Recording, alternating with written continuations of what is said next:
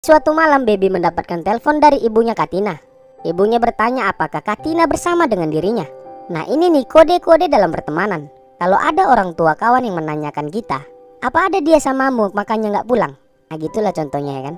Jawabannya iya aja. Hal itu untuk melindungi kawan kita, Wak. Tapi jangan ditiru ya, bohong itu dosa. Nah di sini Baby mengatakan Katina bersamanya dan tidak perlu khawatir. Setelah itu Baby langsung panik dan mencari tahu di mana keberadaan Katina. Dia mendapat informasi bahwa Katina pergi nonton balap liar bersama pacar barunya tadi si Polo. Ya karena khawatir dia langsung menyusul ke sana sendirian. Wah cukup berani si Baby ini datang sendirian. Tapi antara berani atau polos sekali ya, Wak. Datang ke tempat kayak gitu sendirian. Oke lanjut, dia akhirnya bertemu dengan Katina dan menceritakan bahwa dia dicari oleh ibunya. Jadi dia memesan ke bestinya ini agar pulang ke rumahnya setelah balapan ini selesai. Lama kemudian Hugo melihat Baby di situ dan nyamperin. Nah langsung tuh muka juteknya Baby keluar. Dia mengatakan ke Hugo sudah melaporkan perbuatannya malam kemarin. Hugo akan diproses secara hukum karena perbuatannya memukul orang. Lantas si Polo pun kesal saat mendengar temannya dicepui. Tapi Hugo menenangkan Polo.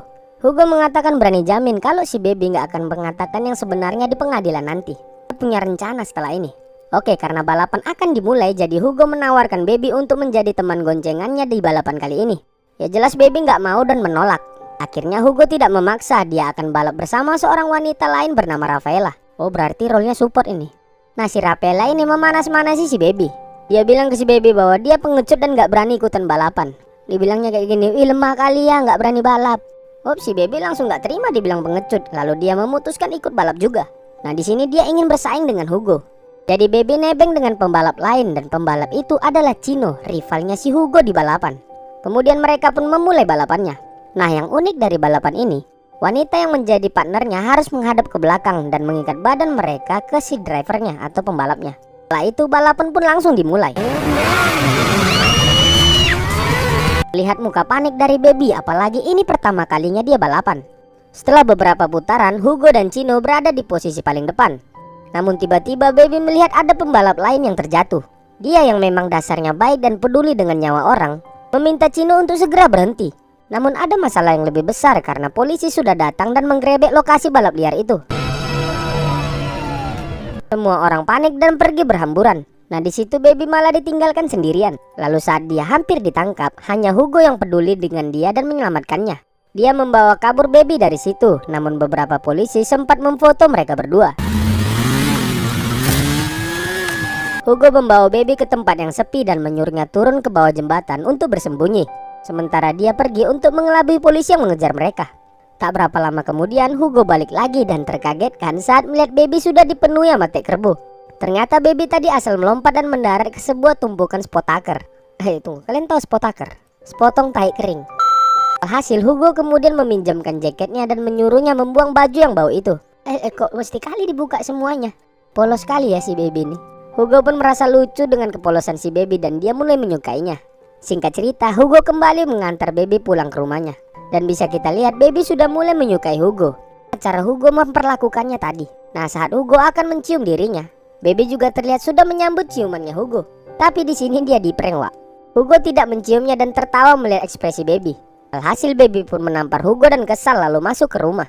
Pulang dari situ ternyata Hugo menemui Rafaela. Ternyata Rafaela ini diam-diam suka pada Hugo dan menjadi simpanannya Hugo. Padahal dia nggak tahu Hugo ini hanya memanfaatkan tubuhnya aja. Seperti yang kita tahu akhirnya Hugo beradu kulit dengan Rafaela malam itu. Wah Hugo memang fuckboy kali ya kan, Wak. Oke lanjut, keesokan paginya Hugo ditemani Polo secara diam-diam menyusup ke dalam kamarnya si Baby. Dia menempelkan sebuah gambar di langit-langit kamarnya. Kemudian mereka pun pergi. Tak berapa lama kemudian Baby yang dari kemarin sudah kepikiran tentang Hugo melihat di langit-langit kamarnya. Nah di situ ada foto mereka berdua yang masuk dalam berita saat balap liar tadi. Otomatis perasaan Baby mulai berbunga-bunga dengan apa yang dilakukan Hugo. Di malam harinya Baby memutuskan untuk pergi ke klub dan menemui Hugo.